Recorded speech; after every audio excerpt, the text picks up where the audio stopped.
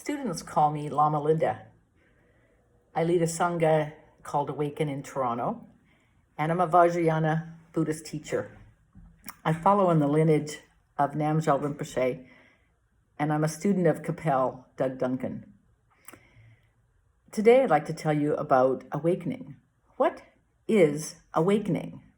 My students ask me this question a lot. It's really simple in many ways, but it's also a complicated question. Awakening is really a state of mind.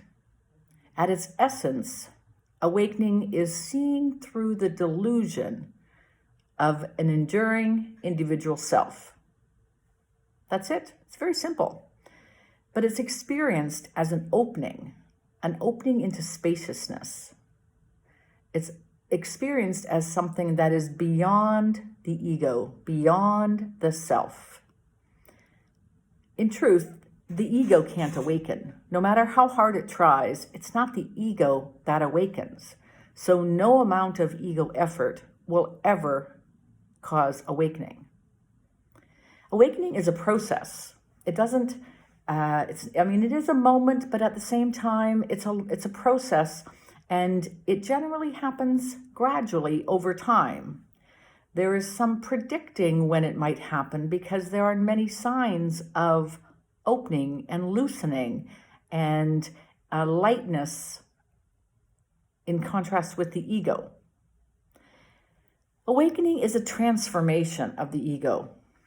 It's a bit of a fallacy to think that one day you won't have an ego at all. Like, truly, we need our egos. Our egos are very good and useful and helpful. They just have to be used for the right things. If you're going to cook a meal, if you're going to go to the washroom, if you're going to sleep, if you're going to talk to friends, you kind of need an ego. An ego helps you function in the world.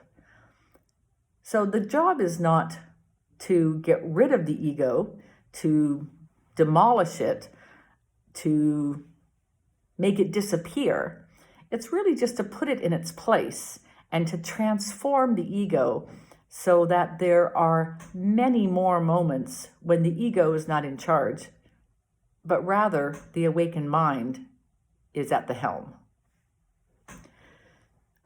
Awakening is really a deep experience of awareness of the interconnectedness of everything. The interconnectedness without boundaries. There is no self, there is no other. There is no race, there is no culture, there is no human, there is no non-human, but awareness of the fact that everything is the same, everything is interconnected, and it's that interconnectedness that binds us together and is actually truth. There's many words for awakening, and you might hear about a lot of different ones. Different teachers tend to use different words. They all have slightly different emphases, slightly different nuances. The early translations of this Buddhist concept, awakening, was often the translators often used the word enlightenment. And as you can imagine, this word emphasizes the lightness that occurs for a being after awakening. Namgyal Rinpoche often used the phrase unfolding, and that has an emphasis on the fact that awakening is a process. It happens gradually, and it's not an event. It's not a single event in and of itself. And instead, even if in this lifetime one never attains full awakening, the process of awakening is quite liberating, and the process is quite awesome and worthwhile, regardless of the end state and regardless of the accomplishment of this final state, that the process of awakening is in and of itself unfolding and liberating and creating of more opportunities. Sometimes I've heard the phrase presence used as a way of describing awakening, And I do like this because it has an emphasis on being, not doing, that the awakening state is not about doing something, even though there might be steps that involve doing, but the actual awakening state is not about doing. And presence really has that aspect that it is about the being. I personally resonate most with this phrase awakening, and it is, awakening is an opposite to, say, sleeping. It's also opposite to dullness and ignorance and distraction. And I find in everyday life, there is so much of all that. There is so much distraction and ignorance today. Things where ideas that we don't want to see, feelings we don't want to feel. And with awakening, it is the full shebang. It is the full catastrophe, as Jon Kabat-Zinn called it. It is everything. It is so big, and there is such a visceral sense of being alive and awake and aware. And the experience is really encapsulated, I think, in the word awakening, which is why we use this phrase as it refers to our Sangha, and we call ourselves Awakened in Toronto. Now, there are many paths to awakening. It's not just one. There's a lot of them. Some of them are in Buddhism, but there's also paths that are outside of Buddhism that will nonetheless take one to awakening. It's thought that Mother Teresa is a fully awakened being, certainly a bodhisattva, and her life of service and the compassion she expresses towards many of the homeless people living in India certainly demonstrates an awakened state of mind. And yet she's Catholic and has never, to the best of my knowledge, done a minute of meditation formally, as a Buddhist would say. Eckhart Tolle is another good example of someone who is quite an inspiring author. He likely, from my perspective at least, has attained awakening.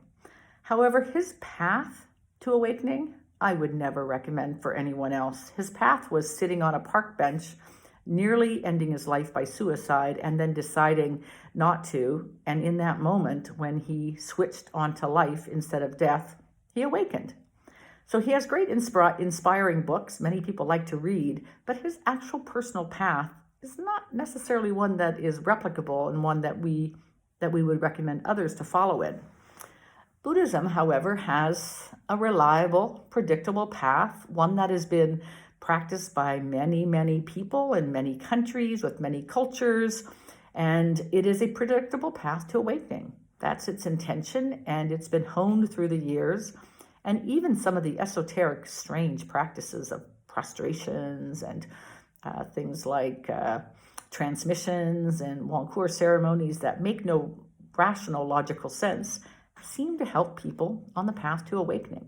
So this predictability, I think, is inspiring and worthy of looking at, studying, and devoting time and energy towards.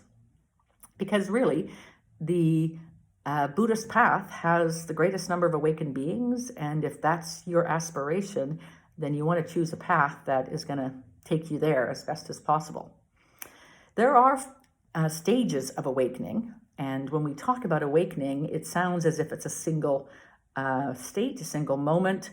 But as I was saying earlier, there will be moments of awakening long before awakening as a full state actually occurs.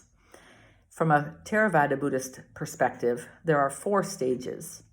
And the very first one, called Satapana, is the most significant one because it is a complete threshold moment of awakening when the being fully understands and fully experiences the release and transformation of the delusion of an enduring individual self and has let go of that and a number of fetters.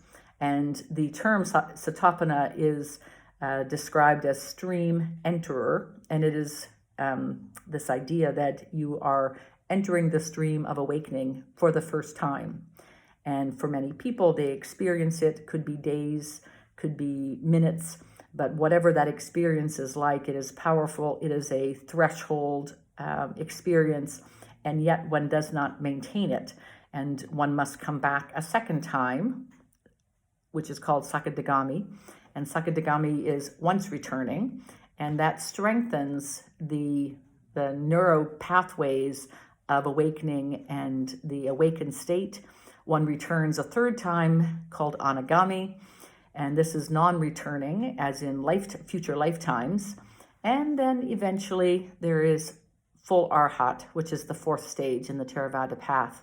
And at Arhat, it's thought that the being can no longer return, does no longer slip back into any of the other non-awakened states. It is full liberation from suffering, and the being is able to choose whether to rebirth or not, and most rebirth for compassion purposes. Now, Vajrayana Buddhism has a slightly different set of stages. There's additional ones, a total of 10 stages of the Bodhisattva. And the first 4 are similar to the Theravada stages. And then there's an additional set of stages. And the stages in themselves are not so significant. As one progresses through the stages, one obviously does additional amounts of service to others and has a greater release of ego suffering and ego in charge. And these overlapping stages are all about how one goes beyond and eventually is able to dwell in the Brahmaviharas, the 4 Brahmaviharas: loving kindness, compassion, equanimity, and mudita, which is empathetic joy, and really the sharing of someone else's joy. And these are the 4 states that the Arhat dwells in at all times, and only leaves for purposes of responding to situations in the relative world, and then returns as a resting point to the 4 Brahmaviharas. Who would want anything else? The process of awakening is so inspiring, whether one attains full awakening and the many stages on the Theravada and Vajrayana paths, but every moment of awakening is a precious one, and many will find moments of awakening even at the beginning stages of Buddhism and the practice, and it will be encouraging and inspiring to continue on the path and to continue to have a greater number of moments of awakening. Thank you.